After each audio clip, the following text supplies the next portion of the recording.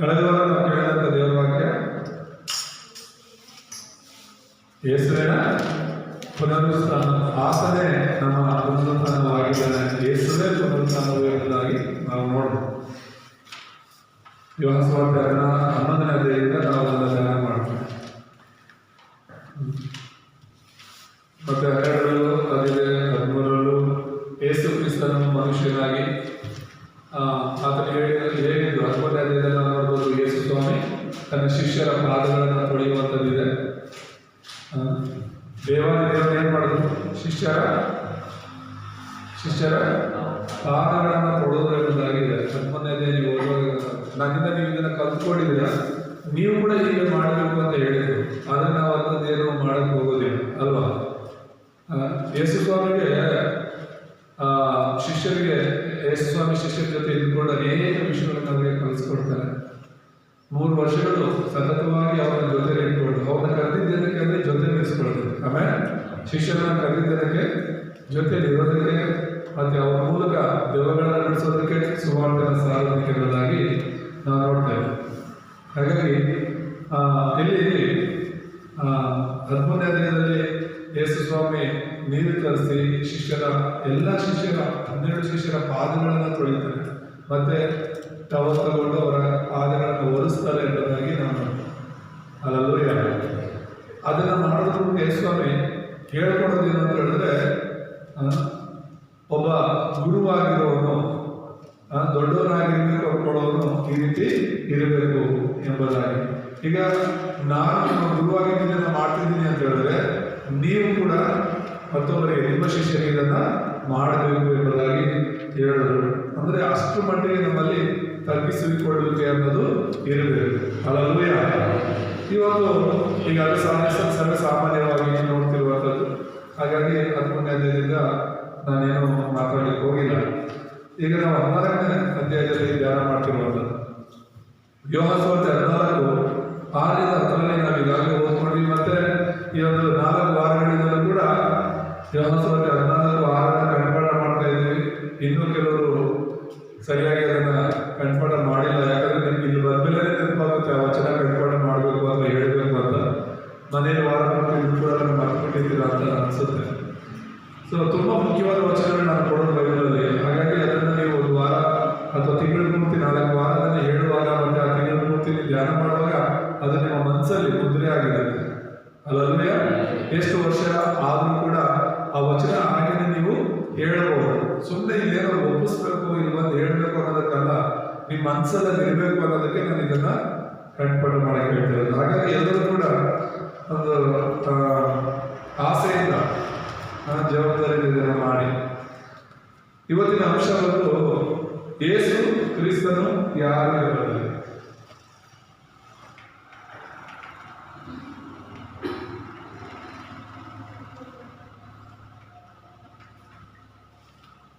ಯೇಸು ಕ್ರಿಸ್ತನು ಯಾರು ಇರಲಿ. ಯೋಹಾನ ಸುವಾರ್ತೆ 14 6ರಿಂದ 10 ನಾವು ನೋಡ್ತಾ ಇದ್ದೇವೆ.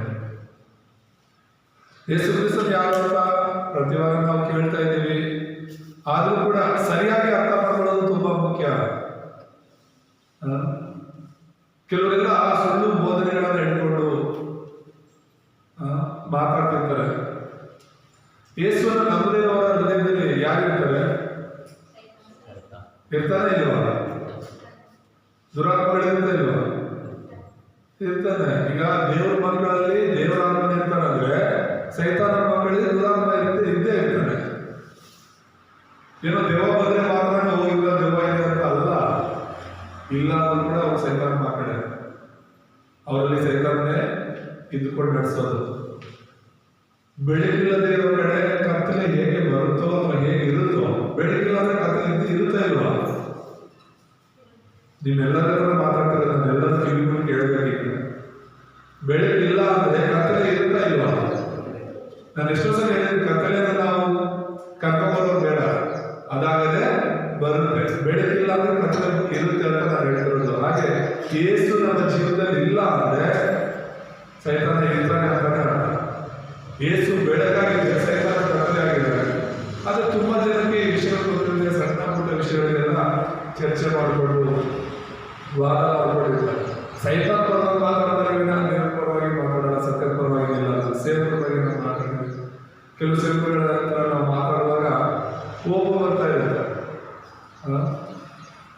ಯಾಕಂತ ಹೇಳಿದ್ರೆ ಸೇವಕರಾಗಿದ್ದುಕೊಂಡೆ ಸತ್ಯನ ಸರಿಯಾಗಿ ತಿಳ್ಕೊಂಡಿಲ್ಲ ಅಂದ್ರೆ ಮತ್ತೆ ಏನ್ ಹೇಳ್ಕೊಡ್ತಾರೆ ಅವರು ವಿಶ್ವಾಸಗಳಿಗೆ ಅಂತ.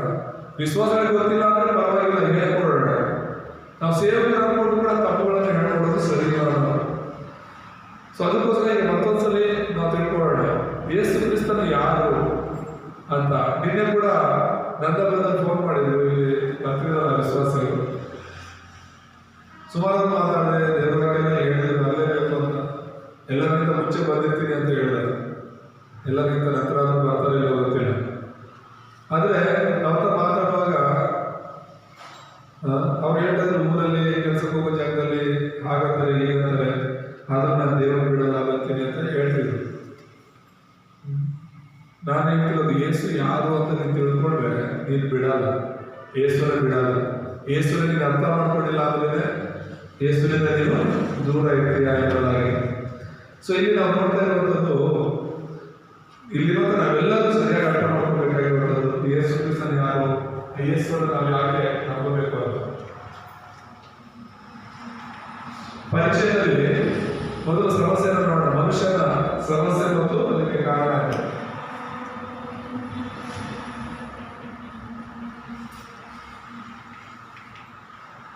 ಸಮಸ್ಯೆ ಮತ್ತು ಕಾರಣ. ಫಸ್ಟ್ ಯೇಸು ಕ್ರಿಸ್ತನು ಯಾರು ಅಂತ ತಿಳ್ಕೊಳ್ಳೋದಕ್ಕೆ ಮುಂಚೆ ಮನುಷ್ಯನಿಗಿರುವಂತ ಸಮಸ್ಯೆಗಳೇನು ಮತ್ತೆ ಆ ಸಮಸ್ಯೆಗೆ ಕಾರಣ ಏನು ಅನ್ನೋದು ನಾವು ತಿಳ್ಕೋಬೇಕು. ಸಮಸ್ಯೆ ಏನು? ರೋಮಪುರ 3:23 ಏನಿದೆ? ಎಲ್ಲರೂ ಪಾಪ ಮಾಡಿದ್ದಾರೆ ಅಂತ ಇದೆ. ಏನು? ಎಲ್ಲರೂ ಪಾಪ ಮಾಡಿದ್ದಾರೆ ಅಂತ ಹೇಳ್ಬಿಟ್ಟು ನಾವು ನೋಡ್ತೀವಿ ಬೈಬಲಲ್ಲಿ. ರೋಮ 3:23 ದೊಡ್ಡ ಸಮಸ್ಯೆ ಏನು? ಒಬ್ರು ನೀತಿವಂತರಿಲ್ಲ, ಒಬ್ರು ನಿಯತ್ತಾಗಿರೋರಿಲ್ಲ, ಒಬ್ರು ಕೂಡ ಪರಿಶುದ್ಧರಿಲ್ಲ ಅಂತ ಬೈಬಲ್ ಹೇಳೋದು. ಇವತ್ತೇನು ಊರಲ್ಲಿ ಅಲ್ಲಿ ನಾನು ತುಂಬಾ ನೀತಿವಂತ, ನನ್ನಲ್ಲಿ ತಪ್ಪಿಲ್ಲ ಅಂತ ಹೇಳ್ಬಿಟ್ಟು ಕೆಲವರು ಒಳ್ಳೆಯವರಾಗಿ ಮಾತಾಡಿದ್ರೆ ಕೆಲವರು ಕೆಟ್ಟದಾಗಿರುವವರನ್ನ ನಾವು ನೋಡ್ತೇವೆ. ಬೈಬಲ್ ಹೇಳೋದೇನು? ಎಲ್ಲರೂ ಪಾಪಿಗಳೇ, ಮೂಲ ಪಾಪವನ್ನು ಸೂಚಿಸುತ್ತೆ, ದೇವರಿಂದ ದೂರವಾದ ಪಾಪವನ್ನು ಸೂಚಿಸುತ್ತೆ. ಎರಡನೇದಾಗಿ ನಾವು ನೋಡುವಾಗ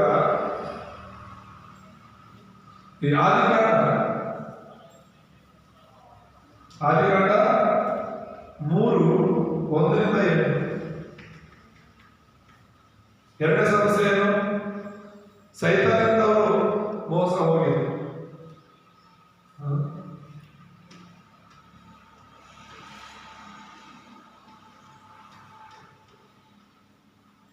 ಸೈತಾನದಿಂದ ಮೋಸ ಹೋಗಿ ಏನಾದ್ರು ದೇವರಿಂದ ಬೇರೆ ಆದ್ರು.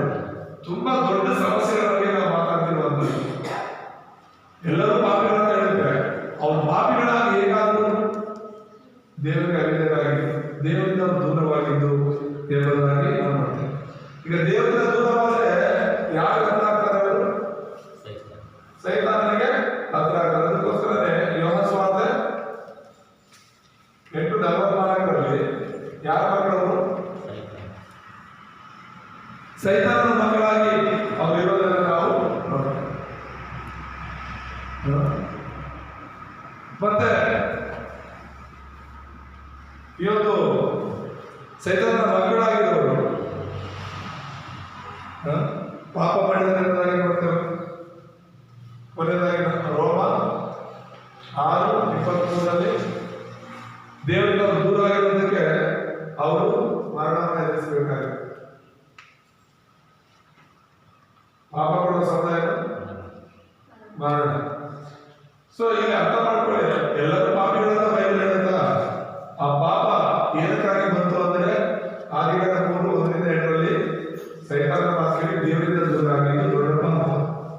ಇವತ್ತು ಎಲ್ಲ ಪಾಪಗಳಲ್ಲಿ ದೊಡ್ಡ ಪಾಪ ಯಾವುದು? ಕ್ಷಮಿಸಕ್ಕಾಗದೇ ಇರುವ ಪಾಪ ಯಾವುದು ಅಂದ್ರೆ ಯೇಸುವನ್ನ ದೇವರಾಗಿ ನಂಬದೇ ಇರೋದು. ಯಾವುದು ದೊಡ್ಡ ಪಾಪ? ಖಂಡಿತವಾಗ್ಲೂ. ಯಾಕಂದ್ರೆ ಯೇಸುವನ್ನ ದೇವರಾಗಿ ನಂಬಿಬಿಟ್ರೆ ನಮ್ಮ ಎಲ್ಲ ಪಾಪಗಳು ಕ್ಷಮಾಪಣೆ ಆಗುತ್ತೆ. ಏನ್ ನಾವು ಪಾಪ ಮಾಡಿರ್ತೀವಿ, ತಪ್ಪುಗಳು ಮಾಡಿರ್ತೀವಿ, ಅಪರಾಧಗಳು ಮಾಡಿರ್ತೀವಿ, ಎಲ್ಲವೂ ಕ್ಷಮಾಪಣೆ ಆಗುತ್ತೆ. ಯೇಸುವನ್ನೇ ನಾವು ನಂಬಿಲ್ಲ ಅಂದ್ರೆ ಮತ್ತೆ ನಮ್ಮ ಪಾಪಗಳು ಇಲ್ಲಿ ಯಾರು ಕ್ಷಮಿಸ್ತಾರೆ? ಎಲ್ಲ ಪಾಪಗಳಿಗೆ ದೊಡ್ಡ ಪಾಪ ಯಾವ್ದಾದ್ರು ಇದೆ ಅಂದ್ರೆ ಯೇಸುವನ್ನ ನಂಬದೇ ಇರೋದು.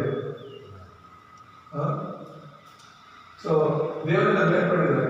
ದೇವರಿಂದ ಬೇರ್ಪಡಿದ್ದಾರೆ ಸೈತಾನನ ಮಕ್ಕಳಾಗಿ ಅವರು ಮಾರ್ಪಟ್ಟಿದ್ದಾರೆ. ಸೈತಾನ ಮಕ್ಕಳಾದ್ರೆ ಫಲ ಏನು? ಮರಣ. ದೇವರಿಂದ ದೂರಾಗಿ ಸೈತಾನ ಮಕ್ಕಳಾದ್ಮೇಲೆ ಸತ್ತ ಮೇಲೆ ಎಲ್ಲಿ ಹೋಗ್ತಾರೆ? ಅವರು ನರಕಕ್ಕೆ ಹೋಗ್ತಾರೆ. ಸೊ ಆ ಮರಣ ಅದು ಪ್ರತಿಯೊಬ್ಬ ಮನುಷ್ಯನಲ್ಲಿ ಕೂಡ ಇದೆ. ಇದು ಮನುಷ್ಯನ ಸಮಸ್ಯೆ, ಪಾಪವಾಗಿದೆ. ಅದಕ್ಕೆ ಕಾರಣ ದೇವರಿಂದ ದೂರವಾಗಿರುವುದಾಗಿದೆ. ಸೈತಾನನ ಮಕ್ಕಳಾಗಿ ಸಾಯ್ತಾ ಇರೋದು ಸಮಸ್ಯೆ ಆಗಿದೆ, ಆ ಪ್ರತಿಬಂಧವಾಗಿದೆ. ಸೊ ಹಾಗಾಗಿ ಎರಡನೇದಾಗಿ ಮುಖ್ಯ ಸಂದೇಶದಲ್ಲಿ ಯೇಸು ಕ್ರಿಸ್ತನು ಯಾರು ಅನ್ನುವ ವಿಷಯವನ್ನು ನೋಡಿ ನಮ್ಮ ಮುಖ್ಯ ಸಂದೇಶವನ್ನು ನೋಡುವಾಗ ಯೇಸು ಮತ್ತೆ ಸಮಸ್ಯೆ ಬಗ್ಗೆ ನೋಡೋಣ.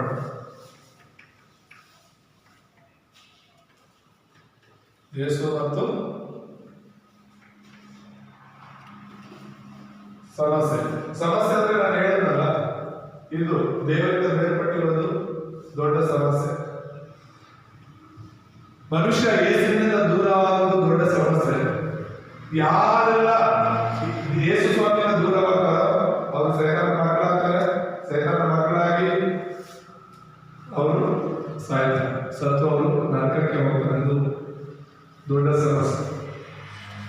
ಹಾಗಾಗಿ ಈಗ ಸಮಸ್ಯೆ ನಮಗೆ ಗೊತ್ತು, ಅದಕ್ಕೆ ಕಾರಣ ಗೊತ್ತು. ಈಗ ಯೇಸು ಕ್ರಿಸ್ತನ ಮತ್ತೆ ಮನುಷ್ಯನಿಗಿರುವಂತ ಸಮಸ್ಯೆ ಬಗ್ಗೆ ನಾವು ನೋಡೋಣ. ಹಾಗೆ ಯೇಸು ಯಾರು ಅಂತ ನಮಗೆ ಗೊತ್ತಿಲ್ಲ. ತುಂಬಾ ಜನ ದೇವರುಗಳನ್ನ ನಾವು ನಂಬ್ತಿದ್ವಲ್ವಾ? ನಂಬ್ತಿದ್ವ ಇಲ್ವಾ? ತುಂಬಾ ಜನ ದೇವರುಗಳನ್ನ ನಂಬ್ತಿದ್ವಿ, ಪೂಜೆ ಮಾಡ್ತಿದ್ವಿ, ಎಲ್ಲ ಮಾಡ್ತಿದ್ವಿ. ಆದ್ರೆ ಸಮಸ್ಯೆ ಏನು, ನಮ್ಮ ಮೂಲ ಸಮಸ್ಯೆ ಏನಂತ ಗೊತ್ತಿರಲಿಲ್ಲ. ಮತ್ತೆ ಆ ದೇವರು ನಮಗೋಸ್ಕರ ಏನ್ ಮಾಡಿದ್ದಾರೆ ಅಂತ ನಮ್ಗೆ ಗೊತ್ತಿರಲಿಲ್ಲ. ನಾವೆಲ್ಲ ಸ್ವಾರ್ಥಿಗಳಾಗಿದ್ವಿ. ದೇವಸ್ಥಾನಕ್ಕೆ ಹೋಗೋದಕ್ಕೆ ಸ್ವಾರ್ಥಿಗಳಾಗಿದ್ವಿ. ಪೂಜೆ ಮಾಡಕ್ಕೆ ಸ್ವಾರ್ಥಿಗಳಾಗಿದ್ವಿ. ಯಾಕೆ ಸ್ವಾರ್ಥಿಗಳಂದ್ರೆ ನಾವೇನು ಇನ್ನೊಬ್ಬರ ಬಗ್ಗೆ ಪೂಜೆ ಮಾಡಕ್ಕೋ ಇನ್ನೊಬ್ರು ಒಳ್ಳೇದಾಗಲಿ ಅಂತ ಮಾಡಕ್ಕೋ ನಾವ್ಯಾರು ಹೋಗ್ತಿರ್ಲಿಲ್ಲ. ಮುಖ್ಯವಾಗಿ ಹೋಗ್ತಿದ್ದು ನಮ್ಮ ಕಷ್ಟ ಬಂದ್ರೆ ಹೋಗ್ತಿದ್ವಿ, ನಮ್ಮ ಸಮಸ್ಯೆ ಬಂದ್ರೆ ಹೋಗ್ತಿದ್ವಿ. ನನ್ನ ಜೀವನ ಏನಿದೆ, ನನ್ನ ಆಶೀರ್ವಾದ ಮಾಡು, ನನ್ನ ಈ ಕಷ್ಟದಿಂದ ಪಾರು ಮಾಡು ಅಂತ ಹೇಳ್ಬಿಟ್ಟು ನಾವು ಸ್ವಾರ್ಥಿಗಳಾಗಿ ಆ ದೇವಸ್ಥಾನಗಳಿಗೆ ಪೂಜೆಗಳು ನಮ್ಮ ಕಷ್ಟಕ್ಕೆ ನಾವು ಹೋಗ್ತಿದ್ವಿ. ಒಂದ್ ವೇಳೆ ನಮ್ಮಲ್ಲಿ ಯಾವ್ದು ಆಗೋದಿಲ್ಲ ಅಂದ್ರೆ ಹೋಗ್ತಿದ್ರೋ ಇಲ್ಲೋ ಗೊತ್ತಿಲ್ಲ. ಇಲ್ಲಿ ಸಮಸ್ಯೆ ಇತ್ತು, ಆದರೆ ಯೇಸು ಕ್ರಿಸ್ತನು ಆ ಸಮಸ್ಯೆನ ಪರಿಹರಿಸಲಿಕ್ಕೆ ಬಂದಿದ್ದಾರೆ. ನನ್ನ ಜೀವನದಲ್ಲಿ ಸಮಸ್ಯೆಗಳಿತ್ತು, ಆ ಸಮಸ್ಯೆಗಳನ್ನು ಪರಿಹರಿಸಲಿಕ್ಕೆ ಯೇಸುವೇ ನಮ್ಮ ಬಳಿಗೆ ಬಂದಿರೋದನ್ನು ನೋಡ್ತೀವಿ. ಅದಕ್ಕೆ ಈಗ ಬೇರೆ ದೇವರುಗಳ ಬಗ್ಗೆ ನಾವು ನೋಡುವಾಗ ಸಮಸ್ಯೆ ಬಂದಿದ್ರೆ ಅದಕ್ಕೆ ಕಾರಣ ಬಂದಿರುತ್ತೆ. ಆದ್ರೆ ಆ ಸಮಸ್ಯೆಗೆ ಕಾರಣ ಸೈತಾನ. ಯಾರೆಲ್ಲ ಯೇಸುವನ್ನು ಬಿಟ್ಟು ಪೂಜೆ ಮಾಡ್ತಿರ್ತೀವಲ್ಲ ನಾವು ವಿಗ್ರಹರಾಧನೆ, ಅದು ಸಮಸ್ಯೆ ಮಾಡಿರೋದೇ ಪೂಜೆ ಮಾಡ್ತಿರೋದು. ಸಮಸ್ಯೆಯಿಂದ ದೂರ ಮಾಡಬೇಕು. ಅರ್ಥ ಆಗ್ತಿದೆ? ನಮ್ಮನ್ನ ಮೋಸ ಮಾಡಿದ್ದು ಸೈತಾನ, ನಮ್ಮನ್ನ ವಂಚಿಸಿದ್ದು ಸೈತಾನ, ನಮ್ಮನ್ನ ದೇವರಿಂದ ದೂರ ಮಾಡಿದ್ದು ಸೈತಾನ, ನಮ್ಮನ್ನ ನಾವು ಸಹಾಯಪರ ಮಾಡಿದ್ದು ಸೈತಾನ, ದೇವರ ಮಹಿಮೆಯನ್ನು ಕಳ್ಕೊಳ್ಳುವಂತೆ ಮಾಡಿದ್ದು ಸೈತಾನ. ಶಾಪಗ್ರಸ್ತರಾಗಿ ಅನೇಕ ರೋಗಗಳಿಗೆ, ಕಷ್ಟಗಳಿಗೆ, ಅವಮಾನಗಳಿಗೆ ಒಳಗಾಗುವಂತೆ ಮಾಡಿದ್ದು ಸೈತಾನ. ಆದರೆ ಇವತ್ತು ಅವನನ್ನೇ ದೇವರಾಗಿ ಪೂಜೆ ಮಾಡ್ತಾರೆ. ಬೇರೆ ಬೇರೆ ರೂಪದಲ್ಲಿ ಸೈತಾನನ್ನೇ ಪೂಜೆ ಮಾಡ್ತಾರೆ. ಸಮಸ್ಯೆ ಮಾಡಿರೋನ್ನೇ ಪೂಜೆ ಮಾಡ್ತಿರೋದು. ಯೇಸು ಸಮಸ್ಯೆ ಅಲ್ಲ, ಸಮಸ್ಯೆಗೆ ಪರಿಹಾರ. ಹಲ್ಲೆಲೂಯಾ. ಅದಕ್ಕೆ ಯೇಸು ಬೇಕು. ಈ ಲೋಕದಲ್ಲಿ ಯೇಸುವ ಹಾಗೆ ಯಾರು ಇಲ್ಲ. ನನಗಾಗಿ ಬಂದಿರುವ ದೇವರು, ನನ್ನನ್ನು ರಕ್ಷಿಸಲು ಬಂದಂತ ದೇವರು ಯೇಸುವನ್ನು ಹೊರತು ಬೇರೆ ಯಾರಿಲ್ಲ. ಅದಕ್ಕೆ ಕೇವಲ ಯೇಸು ಕ್ರಿಸ್ತನನ್ನು ನಾವು ನಂಬಬೇಕಾಗಿದೆ. ಆಮೇಲೆ ಯೋಹಾನ ಸುವಾರ್ತೆ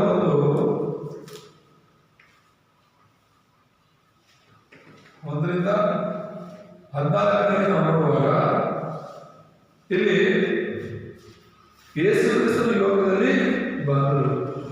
ಏನೇ ಬಂದರು ಅಂತ ನಾವು ನೋಡುವಾಗ ಪಾಪ ಮತ್ತು ಮರಣವನ್ನು ತೋರಿಸ್ತಾರೆ. ಸಮಸ್ಯೆ ಏನು? ಪಾಪ ಮತ್ತು ಮರಣ. ಹೌದು ಅಲ್ಲ? ಮನುಷ್ಯರೆಲ್ಲರೂ ಪಾಪ ಮಾಡೋದಂದ್ರೆ ದೇವರಿಂದ ದೂರ ಆಗಿದೆ ದೊಡ್ಡ ಪಾಪ ಅಂತ ನಾವು ಹೇಳ್ತೀವಿ. ಅದ ನಂತರ ಎಲ್ಲ ಪಾಪಗಳು ಬರುತ್ತೆ. ಆ ಪಾಪದ ಫಲ ಏನು ಅಂದ್ರೆ ಮರಣ. ಅದು ಶಾರೀರಿಕವಾದ ಮರಣ, ನಂತರ ಶಾಶ್ವತವಾಗಿ ನಾವು ನಿತ್ಯ ಮರಣವನ್ನು ಅನುಭವಿಸ್ತಾರೆ. ಈ ಸಮಸ್ಯೆಗಳನ್ನು ಪರಿಹರಿಸಲಿಕ್ಕೆ ಯೇಸು ಕ್ರಿಸ್ತನು ಮನುಷ್ಯನಾಗಿ ಅವತಾರ ಇದ್ದ. ಆದಿಯಲ್ಲಿ ವಾಕ್ಯವಿತ್ತು, ಆ ವಾಕ್ಯವು ದೇವರ ಬಳಿಯಿತ್ತು, ಆ ವಾಕ್ಯವೇ ದೇವರಾಗಿತ್ತು. 14ನೇ ವಚನ 1ನೇ ವಚನ ನನಗೆ ಹೇಳಿದ್ದು.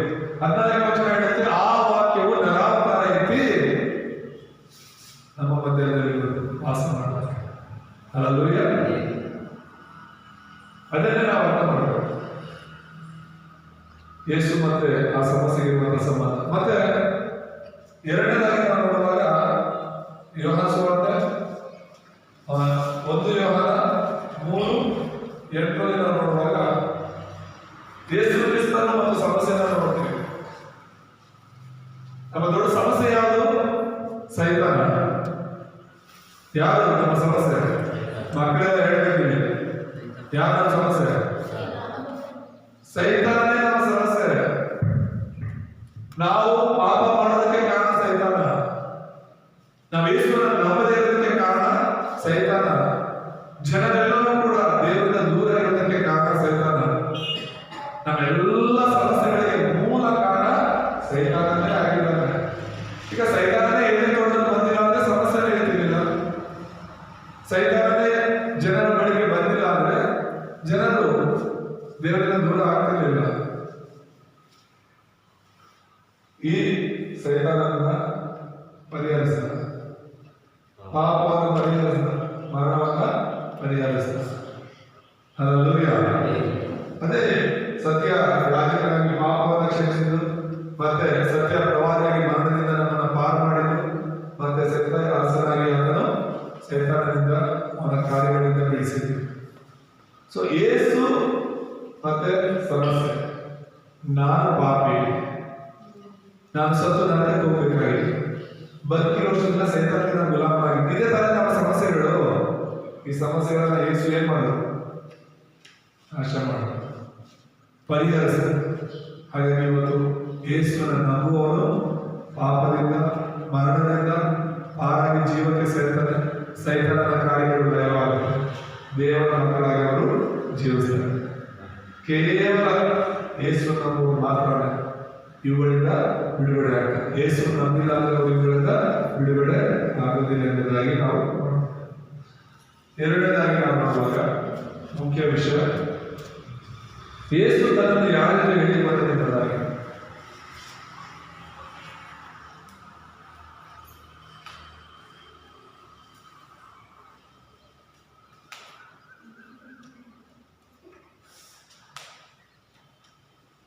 ಯೇಸು,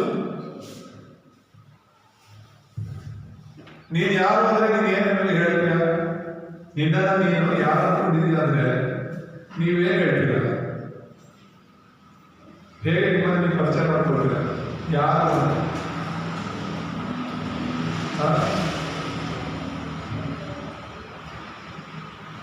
ನೀನು ಯಾರು, ಏನ್ ಕೆಲಸ ಮಾಡ್ತೀರಾ ಅಂತೆಲ್ಲ ಕೇಳುವಾಗ ನಮ್ಮದೇ ಆದ ಕೆಲವು ಉತ್ತರಗಳು ಇರುತ್ತೆ. ಆದ್ರೆ ಯೇಸು ತನ್ನನ್ನು ತಾನು ಯಾರು ಅಂತ ಹೇಳ್ಕೊಂಡಿದ್ದಾರೆ ಅನ್ನೋದನ್ನ ನಾವು ಅರ್ಥ ಮಾಡಬೇಕು. ಮನುಷ್ಯರು ಯಾರಂತ ಹೇಳಿರೋದು ಓಕೆ, ಮನುಷ್ಯರು ಜನರನ್ನು ಯಾರಂತಿದ್ದಾರೆ ಅಂತ ಯೇಸುವನ್ನು ಕೇಳಿದಾಗ ಮತ್ತೆ 14ನೇ ಕೆಲವರು ಸ್ಥಾನಿಕರಾಗಿರುವ, ಇನ್ನು ಕೆಲವರು ಎರೇಮಿಯ, ಇನ್ನು ಕೆಲವರು ಎಲಿಯ, ಇನ್ನು ಕೆಲವರು ಪ್ರವಾದಿಗಳು, ಇನ್ನು ಮನುಷ್ಯರು ಹೇಳ್ತಿರೋದು. ನೀವೇ ಹೇಳ್ತಾರೆ, ಶಿಷ್ಯರು ಕೇಳ್ತಾರೆ, ಶಿಷ್ಯರು ಕ್ರಿಸ್ತನಂತ ಹೇಳ್ತಾರೆ. ಆದರೆ ಇಲ್ಲಿ ನಾವು ಇರೋದು ಯೇಸು ತನ್ನನ್ನು ತಾನು ಯಾರಂತ ಪರಿಚಯ ಮಾಡ್ಕೊಳ್ತಿದ್ದಾರೆ. ಅವರ ಬಾಯಿಂದಲೇ ಹೇಳಿರುವಂತ ಒಂದು ಕೆಲವು ವಿಷಯಗಳನ್ನ ಮಾಡೋಣ. ಮೊದಲನೇದಾಗಿ ಮತ್ತಾಯ 10ನೇ ಅಧ್ಯಾಯ 30-33. ಯೋಹಾನ 10ನೇ ಅಧ್ಯಾಯ, ಮತ್ತಾಯ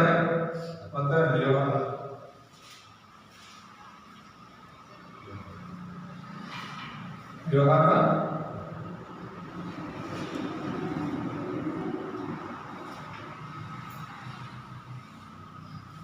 ಯೋಹಾನ 10ನೇ ಅಧ್ಯಾಯ 30-33 ಯೇಸು ಏನು ಹೇಳ್ತಾರೆ? ನಾನು ನನ್ನ ತಂದೆಯು ಒಂದೇ ಎಂಬುದಾಗಿ.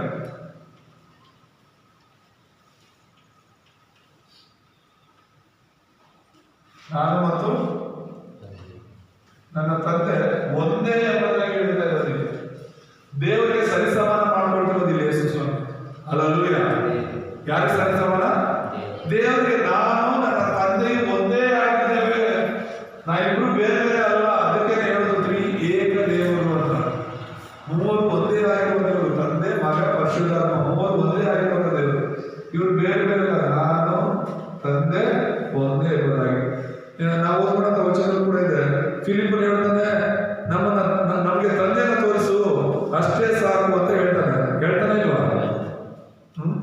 ಎಲ್ಲ ನೋಡ್ತೀವಲ್ಲ 8ನೇ ವಚನ ಓದುವಾಗ 14ನೇ ಯೋಹಾನ 14:8 ಫಿಲಿಪ್ಪನು, ಸ್ವಾಮಿ ನಮಗೆ ತಂದೆಯನ್ನು ತೋರಿಸು, ನಮಗೆ ಅಷ್ಟೇ ಸಾಕು ಅಂತ ಹೇಳೋದು.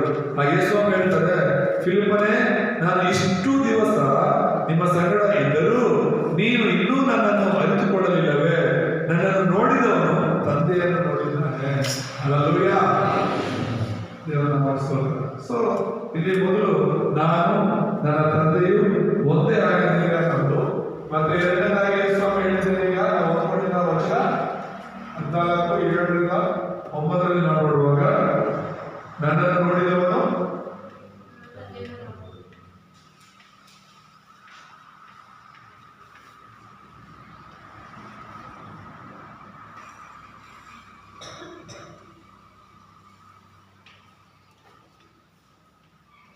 ನನ್ನ ನೋಡಿದವ ನನ್ನ ತಂದೆ ನೋಡಿದಾಗೆ, ನನ್ನನ್ನು ಯಾರಾದ್ರೂ ನೋಡಿದ್ದಾರೆ ಅಂದ್ರೆ ನನ್ನ ತಂದೆಯನ್ನು ನೋಡಿದ್ದಾನೆ ಎಂಬುದಾಗಿ. ಹಾಗಾಗಿ ಇದು ಕೂಡ ತಂದೆ ಜೊತೆ ಆದರೂ ಸರಿಸಮಾನವಾಗಿ ಮಾಡಿಕೊಂಡಿದ್ದಾನೆ ಅಂತ.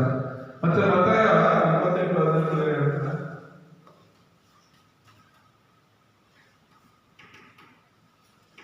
ಮತ್ತಾಯ 28:18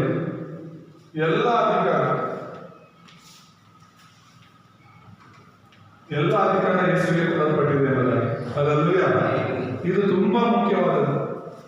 ಎಲ್ಲ ಅಧಿಕಾರ ಪರಲೋಕದಲ್ಲಿ ಮತ್ತು ಭೂಲೋಕದಲ್ಲಿ ಸಕಲ ಅಧಿಕಾರವು ನನಗೆ ಕೊಡಲ್ಪಟ್ಟಿದೆ ಅಂತ ಹೇಳಿ ಅಲ್ಲಿ ಯೇಸುಸ್ವಾಮಿ ಹೇಳ್ತಿರೋದನ್ನ ನಾವು ನೋಡ್ತಿದ್ದೇವೆ. ಪರಲೋಕದಲ್ಲೂ ಎಲ್ಲ ಅಧಿಕಾರ ಯೇಸುಸ್ವಾಮಿಗಿದೆ, ಭೂಲೋಕದಲ್ಲೂ ಎಲ್ಲ ಅಧಿಕಾರ ಯೇಸುಸ್ವಾಮಿಗಿದೆ. ಯೇಸು ಯಾರು ಅನ್ನೋದನ್ನ ನಾವು ಸರಿಯಾಗಿ ಅರ್ಥ ಮಾಡ್ಕೋಬೇಕಾಗುತ್ತೆ. ಇಲ್ಲಿ ಸಮಸ್ಯೆ ಬಗ್ಗೆ ನಾವು ನೋಡ್ತಾ ಇದ್ದೀವಿ, ಅದಕ್ಕೆ ಕಾರಣ ನೋಡ್ತೀವಿ. ಅಂತ್ಯದಲ್ಲಿ ಮುಖ್ಯ ಸಂದೇಶದಲ್ಲಿ ಯೇಸು ಮತ್ತು ಆ ಸಮಸ್ಯೆಗೆ ಏನ್ ಸಂಬಂಧ ಅನ್ನೋದನ್ನ ನೋಡಿದ್ವಿ. ಎರಡನೇದಾಗಿ ನಾವು ನೋಡ್ತಾ ಇದ್ವಿ, ಯೇಸು ತನ್ನಂತ ಯಾರು ಕೊಂಡ್ರೆ, ನಾನು ನನ್ನ ತಂದೆ ಒಂದೇ ಅಂತಿದ್ದೇನೆ, ನಾನು ನೋಡಿದವರು ನನ್ನ ತಂದೆ ನೋಡಿದ ಹಾಗೆ ಅಂತಿದ್ದಾನೆ. ಮತ್ತೆ ಪರಲೋಕದಲ್ಲಿ ಮತ್ತು ಭೂಲೋಕದಲ್ಲಿ ಎಲ್ಲ ಅಧಿಕಾರ ನನಗಿದೆ ಅಂದ್ರೆ ದೇವರಲ್ಲಿ ಬೇರೆ ಯಾರಿರುತ್ತೆ ಎಲ್ಲ ಅಧಿಕಾರ. ಹಾಗಾಗಿ ಯೇಸು ತನ್ನಂತಾನು ಹೇಳ್ಕೊಳ್ತಿರೋದ್ರಿಂದ ಮಾತ್ರ ನಾನೇ ದೇವರು. ಹಲ್ಲೆಲೂಯಾ, ಈ ಮಾತನ್ನ ಬೇರೆ ಯಾರು ಹೇಳಕ್ಕಾಗುತ್ತಾ?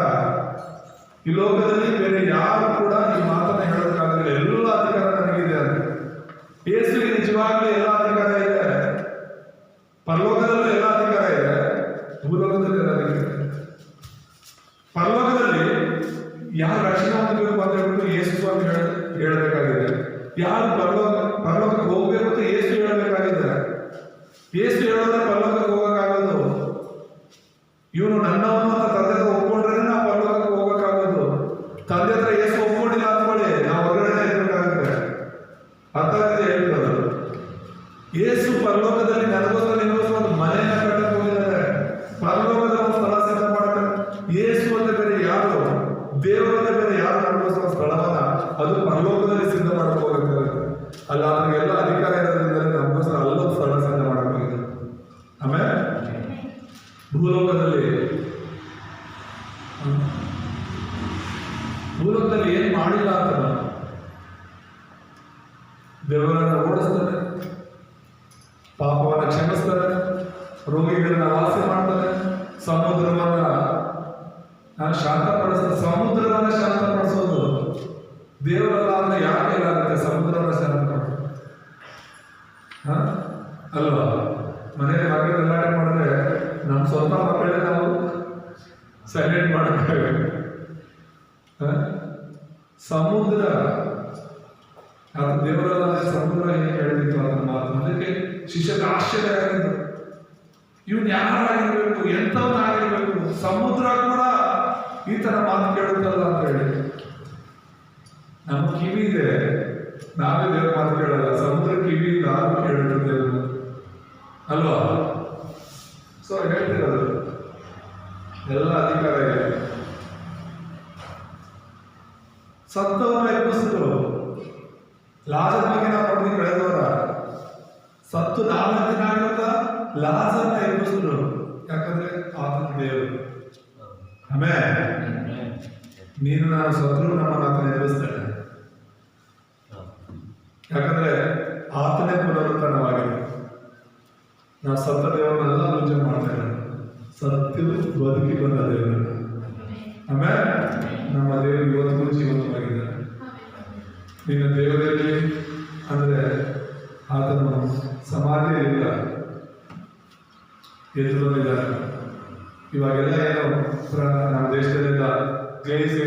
ಇರ್ತಾರೆ ಅಲ್ವಾ, ಎಲ್ಲೋ ಬಿಡ್ತಾರೆ. ಅರ್ಥ ಅಲ್ವಾ? ಶ್ರೀರಾಮ ಯಾರು? ಹೆಸರು ಹೆಸರು ಯಾರು ಅಂದ್ರೆ ಶ್ರೀರಾಮ ಯಾರು ಅಂತ ನೋಡುವಾಗ ಕಳಸಲ್ಲಿ ಹೇಳಿದೆ ಅನ್ಸುತ್ತೆ. ಸ್ವಂತ ಕುಟುಂಬದ ಸಮಸ್ಯೆಗಳಿಂದ ಆತ್ಮಹತ್ಯೆ ಮಾಡಿಕೊಂಡಂತ ವ್ಯಕ್ತಿ ವಿಶಾಖದ ಸಮುದ್ರದಲ್ಲಿ ನೋಡಿದ್ದೇನೆ, ನದಿಯಲ್ಲಿ ಯಮುನಾ ನದಿಯಲ್ಲಿ ಮುಳುಗಿ ಸತ್ತದ್ದು ರಾಮ ಅಲ್ವಾ? ಗೊತ್ತಿಲ್ಲ ನಿಮಗೂ ಗೊತ್ತಿಲ್ಲ, ನಿಮಗೆ ಬರೀ ಒಂದೇ ಅವ್ರು ಹೇಳುವಾಗ ನಾವು ಕೂಡ ಹೇಳೋದು ಅಷ್ಟೇ ಗೊತ್ತು. ಇದೇ ಸಮಸ್ಯೆ ನಮಗೆ. ದೇವರು ಅಷ್ಟೇ, ಅವ್ರ ಬಗ್ಗೆ ಪ್ರಶ್ನೆ ಮಾಡೋಕ್ಕಾಗಲ್ಲ, ಅವ್ರ ಜೀವನದ ಬಗ್ಗೆ ನಾವು ಧ್ಯಾನ ಮಾಡೋಕ್ಕಾಗಲ್ಲ. ಎಷ್ಟೋ ಜನರಿಗೆ ಗೊತ್ತೇ ಇಲ್ಲ. ಅವರು ಪೂಜೆ ಮಾಡುವಂಥ ದೇವರ ಚರಿತ್ರೆ ಅವ್ರಿಗೆ ಗೊತ್ತಿಲ್ಲ. ಇಲ್ಲಿ ಹೋಗುವಾಗ ಕಳೆದಾಗ ಹೇಳ್ತಾ ಇದ್ದೀನಿ, ಆ ಚಿಕ್ಕದ ಬೇಡ ನಾನು ಕೇಳಿದೆ. ಸ್ಟಾರ್ಟಿಂಗ್ ಬಂದಾಗ ಇಲ್ಲೂ ಒಂದು ದೇವಸ್ಥಾನ ಇದೆ, ಅಲ್ಲೂ ಕೂಡ ಇದೆ ದೊಡ್ಡದು ಬೆಟ್ಟ, ಚಿಕ್ಕ ಬೆಟ್ಟದಲ್ಲೂ ದೊಡ್ಡ ಬೆಟ್ಟದಲ್ಲೂ.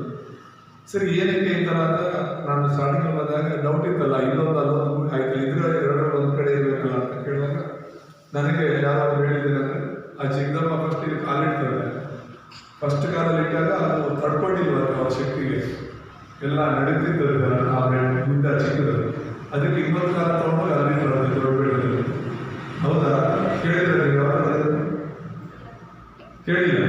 ನೀವು ಕೇಳೋದೇ ಪ್ರಶ್ನೆ, ನಿಮ್ಗೆ ಯಾವ್ದು ಪ್ರಶ್ನೆ ಬರಲ್ಲ.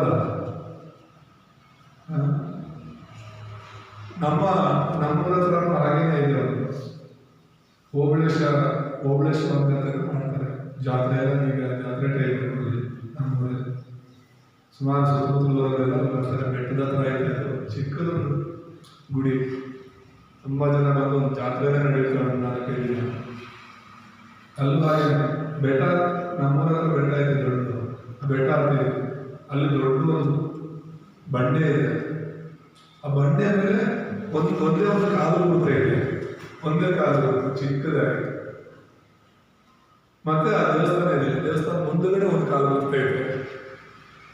ಅಲ್ಲಿ ಕಾಲು ಇಟ್ಟರೆ ಆ ಬೆಟ್ಟ ತಡೆಯಲಿಲ್ಲ ಅದು ಶಕ್ತಿಗೆ, ಅದಕ್ಕೆ ಇನ್ನೊಂದು ಕಾಲು ಬಂದು ನೆಲದ ಮೇಲೆ ಇಟ್ಟಿರೋದು. ಅಲ್ಲಿ ಕಾಲಿದೆ. ಸೊ ಇಲ್ಲೊಂದು ಕಾಲು ಅಲ್ಲೊಂದು ಕಾಲು ಗುರುತ ಇದೆ, ಅಲ್ಲೋಗಿ ಪೂಜೆ ಮಾಡ್ಕೊಂಡು ಬರೋದು. ಹೇಳ್ತಿರೋದು ಏನೆಲ್ಲ ಕಥೆಗಳನ್ನ ಸೃಷ್ಟಿ ಮಾಡಿದ್ರೆ, ಈ ಸೈತಾನ ಏನೆಲ್ಲ ಜನರನ್ನ ಮೋಸ ಮಾಡ್ತಿದ್ದಾರೆ. ಅವ್ರ ಜೀವನ ಏನಂತ ಗೊತ್ತಿಲ್ಲ, ಅವ್ರು ಯಾರು ಏನು ಅದೇನು ಗೊತ್ತಿಲ್ಲ. ಮನುಷ್ಯರಿಗೆ ಸಮಸ್ಯೆಗಳೇನು, ಆ ಸಮಸ್ಯೆಗಳಿಗೋಸ್ಕರ ನಮ್ಮ ದೇವರು ಏನು ಮಾಡಿದ್ದಾರೆ ಅಂತ ನಮಗೆ ಗೊತ್ತಿಲ್ಲ. ಆದರೆ ಯೇಸು ನಮಗೋಸ್ಕರ ಈ ಲೋಕದಲ್ಲಿ ಬಂದದ್ದು, ದೇವರಾಗಿರೋರು ಮನುಷ್ಯನಾಗಿ ಲೋಕದಲ್ಲಿ ಬಂದದ್ದು ಕೇವಲ ನಿನ್ನನ್ನು ಹುಡುಕೊಂಡು. ಹಲ್ಲೆಲೂಯಾ. ನಿನ್ನನ್ನ ಸೈತಾನ ಪಾಪ ನರಕದಿಂದ ಬಿಡಿಸಬೇಕು ಅಂತ ಯೇಸು ಬಂದಿದ್ದು. ಪ್ರತಿ ವಾರ ನೀವು ವಾಕ್ಯವನ್ನು ಕೇಳ್ತಾ ಇರ್ತೀರ. ಹೃದಯ ತಗೊಳ್ಳಿ, ಬರೀ ಕಿವಿಗೆ, ಈ ಕಿವಿಗೆ ತಗೊಂಡು ಈ ಕಿವಿಗೆ ಬಿಡಬೇಡಿ. ಇದಕ್ಕಿಂತ ಸತ್ಯ ಬೇರೆ ಎಲ್ಲೂ ನಮ್ಗೆ ಸಿಗಲ್ಲ. ಅದಕ್ಕೆ ಇದನ್ನು ನೀವು ಬಲವಾಗಿ ಹಿಡ್ಕೊಳ್ಳೋದಕ್ಕೆ ಹೇಳ್ತೀವಿ.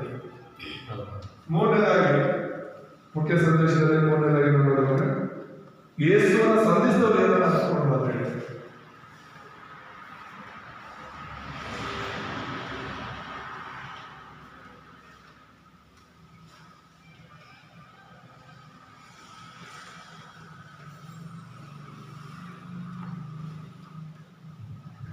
ಯೇಸುವನ್ನ ಸಂಧಿಸಿದವರು ಏನನ್ನ ಅರ್ಥಕೊಂಡ್ರು ಅಂದ್ರೆ, ಯೇಸುವನ್ನ ಯಾರಂತ ಅನ್ಕೊಂಡ್ರು?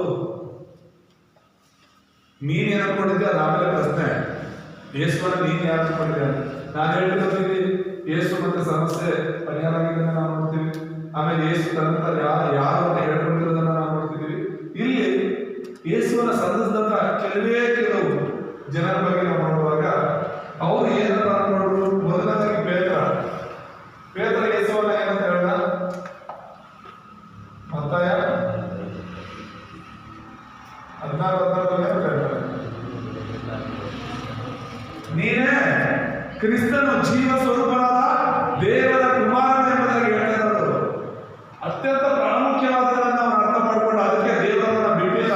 ಎಷ್ಟೋ ಸಲ ಅವ್ರು ಸೋತೋದ್ರು, ಎಷ್ಟೋ ಸಲ ಅವ್ರು ಬಿಟ್ಟೋದ್ರು, ಎಷ್ಟೋ ಸಲ ಯೇಸು ಯಾರಂತ ಗೊತ್ತಿಲ್ಲ ಅಂತ ಹೇಳಿದ್ರು.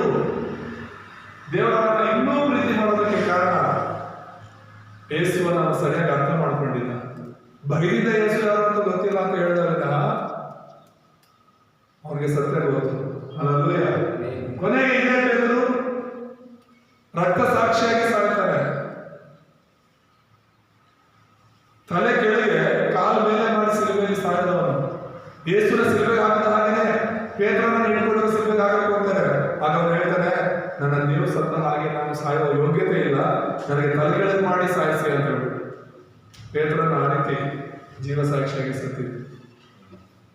ಯಾಕಂದ್ರೆ ಅವ್ರು ಅರ್ಥ ಮಾಡ್ಕೊಂಡಿದ್ದ ಯೇಸುವೆ ಕ್ರಿಸ್ತನು, ಆದರೆ ನನ್ನ ಎಲ್ಲ ಸಮಸ್ಯೆಗಳಿಗೆ ಪರಿಹಾರ ಅಂತ. ಎರಡನೇದಾಗಿ ಉದಾಹರಣೆ ನೋಡುವಾಗ ತೋಮನ ನೋಡ್ತೇವೆ. ಯಾರು? ನಮ್ಮ ದೇಶಕ್ಕೆ ಬಂದಂತ ಯೇಸು ಸ್ವಾಮಿಯ 12 ಶಿಷ್ಯರಲ್ಲಿ ಒಬ್ಬ. ಯಾರಿದು? ತೋಮ. ಒಬ್ಬನೇ ತೋಮ ಮಾತ್ರ ನಮ್ಮ ದೇಶಕ್ಕೆ ಬಂದಿದ್ದು. ಯೋಹಾನ ಸುವಾರ್ತೆ 20, ಯೋಹಾನ 20:25 ನಾವು ನೋಡಿದ್ರೆ 25 ತನಕ ಈ ತೋಮ ಯೇಸು ಸ್ವಾಮಿ ಪುನರುತ್ಥಾನವಾಗಿರ್ತಾರೆ, ಶಿಷ್ಯರೆಲ್ಲರೂ ಒಂದು ಮನೆಯಲ್ಲಿ ಸೇರ್ಕೊಂಡಿರ್ತಾರೆ, ಯೇಸು ಸ್ವಾಮಿ ಅವ್ರ ಮಧ್ಯದಲ್ಲಿ ಪ್ರತ್ಯಕ್ಷವಾಗ್ತಾನೆ. ಆದ್ರೆ ಆ ಸಮಯದಲ್ಲಿ ತೋಮ ಇರೋದಿಲ್ಲ. ಯೇಸು ಹೋಗ್ಬಿಟ್ಟಿರ್ತಾರೆ, ಮತ್ತೆ ತೋಮ ಬಂದು ಶಿಷ್ಯರ ಜೊತೆ ಸೇರ್ಕೊಂಡ್ಮೇಲೆ ಶಿಷ್ಯರು ಹೇಳ್ತಾರೆ, ನಮ್ಮ ಸ್ವಾಮಿ ಬಂದಿದ್ರು, ನಾವು ನೋಡ್ತೀವಿ ಯೇಸು ಸ್ವಾಮಿನ, ನಮ್ಮ ಜೊತೆ ಮಾತಾಡೋದು ಅಂತ ಹೇಳಿದ್ರೆ ಅವ್ನು ನಂಬಲ್ಲ. ಈ ತೋಮ ನಮ್ಮ ದೇಶಕ್ಕೆ ಬಂದಿದ್ದಕ್ಕೆ ಎಷ್ಟೋ ಜನ ಹೇಳ್ಕೊಳ್ಳೋದು, ಈ ತೋಮ ಹೇಗೆ ಅನುಮಾನ ಪಡ್ತಿದ್ನೋ, ದೇವರಲ್ಲಿ ಸಂದೇಹ ಪಡ್ತಿದ್ನೋ, ಹಾಗೇನೆ ಭಾರತದಲ್ಲಿರೋರು ಕೂಡ ಸಂದೇಶ ಪಡ್ತಿರ್ತಾರೆ. ಭಾರತದಲ್ಲಿರುವಂತಹ ಭಾರತೀಯರು ಕೂಡ ಯೇಸು ಸ್ವಾಮಿ ಮೇಲೆ ತುಂಬಾ ಸಂದೇಹ, ಬೇಗ ನಂಬಲ್ಲ ಅಂತ ಹೇಳಿ ಇವನು ನಂಬಿರಲಿಲ್ಲ ಪ್ರಾರಂಭದಲ್ಲಿ. ಸೊ ಈ ತೋಮನಗೋಸ್ಕರ ದೇವರು ಮತ್ತೆ ಆ ಮನೆಯಲ್ಲಿ ಪ್ರತ್ಯಕ್ಷವಾಗ್ತಾರೆ, ಕಾಣಿಸ್ಕೊಳ್ತಾರೆ. ತೋಮನು ಕೂಡ ತೋಮ ನಂಬಲ್ಲ ಅಂತ ಹೇಳಲ್ಲ, ನೋಡುವ ಗಾಯಗೊಂಡ ನನ್ನ ಕೈಗಳಲ್ಲಿ ನಿನ್ನ ಬೆರಳಿಟ್ಟು ನೋಡು, ನಾನೇ ಆ ಯೇಸು ಅಂತ. ಏನಾದ್ರೆ ತಿನ್ನಕೊಡು, ಯಾಕಂದ್ರೆ ದೆವ್ವಗಳು ಅಥವಾ ಆತ್ಮಗಳು ತಿನ್ನಲ್ಲ, ಆದ್ರೆ ನಾನು ಪುನರುತ್ಥಾನಗೊಂಡಿದ್ದೀನಿ ಅಂತ. ಅಲ್ಲೂಯ. ಅದಕ್ಕೆ ಅವನೇಂತ ಹೇಳ್ತಾರೆ ಯೇಸು ಸ್ವಾಮಿಗೆ, ನನ್ನ ಸ್ವಾಮಿ ಅಂತ ಹೇಳೋದು, ನನ್ನ ಸ್ವಾಮಿ ಮತ್ತು ನನ್ನ ದೇವರ ಸ್ವಾಮಿ, ನನ್ನ ದೇವರು ಅಂತ ಹೇಳೋದು. ತೋಮ ಯೇಸುವನ್ನ ದೇವರಾಗಿ ಅರಿಕೆ ಮಾಡ್ತಿರೋದು. ಅದಕ್ಕೆ ಯೇಸುವನ್ನ ಸಂತೋಷದವರು, ಯೇಸುವನ್ನ ನೋಡಿದ ರೀತಿ, ಅರ್ಥ ಮಾಡಿಕೊಂಡ ರೀತಿಯನ್ನು ನಾವಿಲ್ಲಿ ಹೇಳ್ತಾ ಇರೋದು. ಮೂರನೇದಾಗಿ ನಾವು ನೋಡುವಾಗ ಪೌಲ ಎಲ್ಲ ಶಿಷ್ಯರ ನಂತರ ಕೊನೆಯದಾಗಿ ಪುನರುತ್ಥಾನಗೊಂಡ ಯೇಸುವನ್ನ ನೋಡಿದ ಯಾರಾದ್ರೂ ಇದ್ದಾರೆ ಅಂದ್ರೆ ಅದು ಪೌಲನೇ ಎಂಬುದಾಗಿ ನಾವು ನೋಡ್ತೇವೆ. ಅಪೊಸ್ತಲರ ಕೃತ್ಯಗಳಲ್ಲಿ 9ನೇ ಅಧ್ಯಾಯ 1ರಿಂದ 10ರಲ್ಲಿ ನಾವು ನೋಡಿದ್ರೆ ಈ ಪೌಲ ಪುನರುತ್ಥಾನಗೊಂಡಂತ ಯೇಸುವನ್ನ ನೋಡ್ತಾನೆ. ಹಲ್ಲೆಲೂಯ.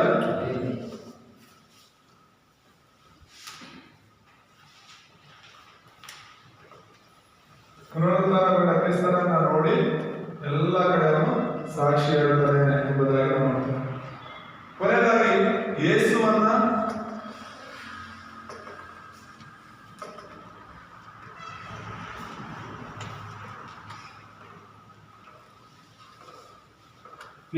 ಸಿಲುಬೆಗೆ ಹಾಕಿದವರು ಕೂಡ ಯೇಸುವನ್ನ ಯಾರಂತ ಅಂದ್ಕೊಳ್ತಿದ್ದಾರೆ? ಮತ್ತಾಯ 22:24 ಓದಿದ್ದಾರೆ.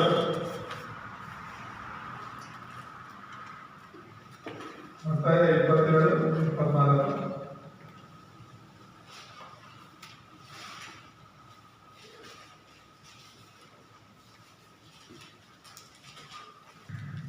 ಮತ್ತಾಯ 22:24 ಓದಿ.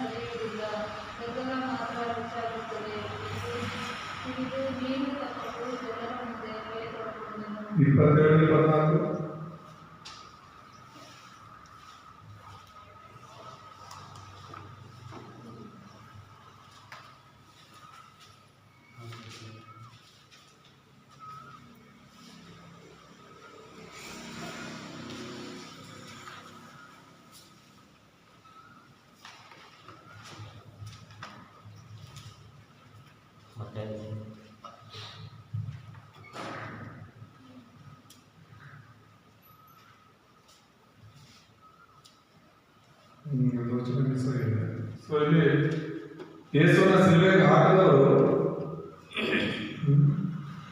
ಯೇಸುವನ್ನ ಏನಂತ ಹೇಳ್ತಿದ್ದಾರೆ? ದೇವರ ಕುಮಾರನಿರ್ಬೋದು ಅಂತ ಹೇಳಿ. ಯೇಸು ಸ್ವಾಮಿ ಸಿಲುಬೆಯಲ್ಲಿ ನೇತಾಕಲ್ಪಟ್ಟು ಯೇಸುವಿನ ಮೂಳೆಯನ್ನ ಮುರಿಬೇಕು ಅಂದ್ರೆ ಸತ್ತಿಲ್ಲ ಅಂತಂದ್ರೆ ಸಂಜೆ ಒಳಗೆ ಸಾಯಿಸ್ಬೇಕಲ್ವ ಅಂತ ಯೇಸುವಿನ ಹತ್ರ ಹೋದಾಗ ಆತನ ಆಗಲೇ ಸತ್ತಿದ್ದನ್ನ ನೋಡಿ ಈತನ ಯಾರಿರ್ಬೋದು, ಈತನ ದೇವರ ಕುಮಾರನೇ ಎಂಬುದಾಗಿ ಅವರು ಅರಿಕೆ ಮಾಡಿದ್ದನ್ನು ನಾವು ನೋಡ್ತೇವೆ. ಅಲ್ಲೂಯ್ಯ. ಸೊ ಈ ರೀತಿಯಾಗಿ ಯೇಸುವನ್ನ ಸಂಧಿಸಿದವರು ಯೇಸುವನ್ನ ಅರ್ಥ ಮಾಡ್ಕೊಳ್ಳೋದಕ್ಕೆ ಪ್ರಾರಂಭಿಸಿದ್ರು. ಹಾಗಾದ್ರೆ ನಾವು ಯೇಸುವನ್ನ ಹೇಗೆ ಭೇಟಿ ಆಗಬಹುದು ಅನ್ನೋದನ್ನ ಮುಖ್ಯದಲ್ಲಿ ನೋಡೋಣ.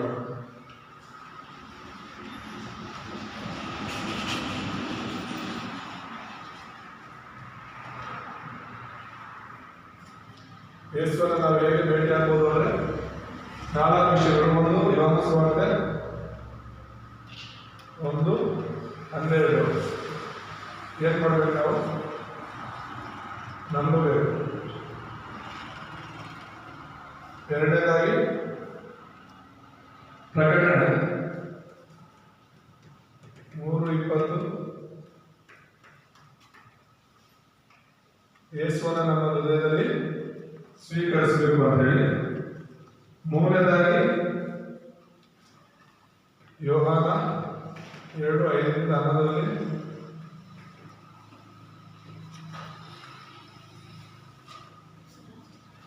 ಯಜಮಾನರಾಗಿ ಮಾಡಬೇಕು. ಯೇಸುವನ್ನ ನಮ್ಮ ಹೃದಯದ ಯಜಮಾನರಾಗಿ ಮಾಡಬೇಕು ಎಂಬುದಾಗಿ ಮಾಡ್ತೀವಿ. ಹಾಗೆ ಯೋಹಾನ ಸುವಾರ್ತೆ 14:1-3 ನಾವು ನೋಡುವಾಗ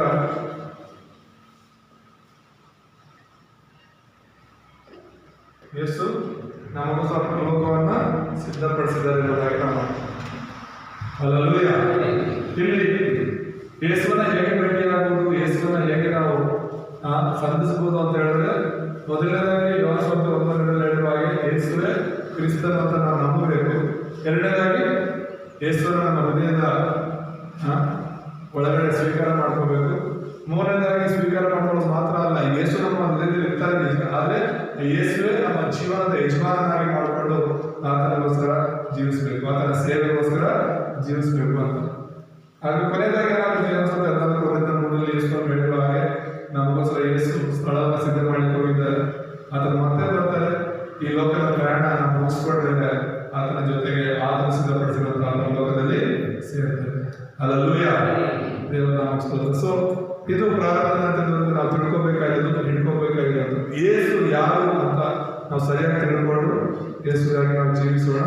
ಈ ವಾಕ್ಯದಿಂದ ದೇವರು ನಮ್ಮನ್ನ ಬಲಪಡಿಸಿ ಆಶೀರ್ವದಿಸಲಿ. ವಾರ ಪೂರ್ತಿ ವಾಕ್ಯವನ್ನು ಹಿಡ್ಕೊಂಡು ನಾವು ಧ್ಯಾನಿಸೋಣ, ಪ್ರಾರ್ಥನೆ ಮಾಡೋಣ. ನಮ್ಮನ್ನು ಬಲವಾಗಿ ಪ್ರೀತಿಸುವಂತಹ ದೇವರೇ, ಸಮಯದಲ್ಲಿ ಈ ರೀತಿಯಾಗಿ ಮಸದಲ್ಲಿ ಬಂದು ಯೇಸು ಕ್ರಿಸ್ತನು ಯಾರು ಎಂಬುದಾಗಿ ಮೊದಲಾವರ್ತಿ ನಾವು ಧ್ಯಾನ ಮಾಡುವಂತಹ ನಿಮ್ಮ ವಾಕ್ಯವನ್ನು ಕೇಳುವಂತಹ ಕೃಪೆಯನ್ನು ಪಡೆದ ಸ್ತೋತ್ರ. ಇಲ್ಲಿ ಕೂಡಿ ಬಂದು ನಿಮ್ಮ ವಾಕ್ಯವನ್ನು ಕೇಳಿದ ಎಲ್ಲರ ನಿನ್ನ ಕೃಪೆಯು ಇಳಿಯಲಿ, ನಿಮ್ಮ ಪರಿಶುದ್ಧಾತ್ಮನಿಂದ ತುಂಬಿಸು ಅಪ್ಪ. ಸ್ವಸ್ಥತೆಯನ್ನು ಅನುಗ್ರಹಿಸು ದೇವರೇ. ಅಪ್ಪ, ನಂಬಿಕೆಯನ್ನು ಹೋಗಲಾಡಿಸಿ ನಿಮ್ಮ ವಾಕ್ಯದಲ್ಲಿ ನಿಮ್ಮಲ್ಲಿ ಪರಿಪೂರ್ಣ ನಂಬಿಕೆ ಉಳ್ಳವರಾಗಿ ಮಾರ್ಪಡಿಸುವುದಾಗಿ ಪ್ರಾರ್ಥಿಸ್ತೇನೆ. ಹಾಗೆ ಯೂಟ್ಯೂಬ್ ಮೂಲಕ ನಿಮ್ಮ ವಾಕ್ಯವನ್ನು ಕೇಳ್ತಿರೋದು ಎಲ್ಲ ನಿಮ್ಮ ಮಕ್ಕಳನ್ನು ಆಶೀರ್ವದಿಸಿ ನಿಮ್ಮ ಆತ್ಮನಿಂದ ತುಂಬಿಸಿರುವುದಾಗಿ, ನಿಮ್ಮ ಸೇವೆಯನ್ನು ನಡೆಸಿರುವುದಾಗಿ ಕ್ರಿಸ್ತನಾದ ಯೇಸುವಿನ ನಾಮದಲ್ಲಿ ಪ್ರಾರ್ಥಿಸಿಕೊಳ್ಳುತ್ತೇನೆ.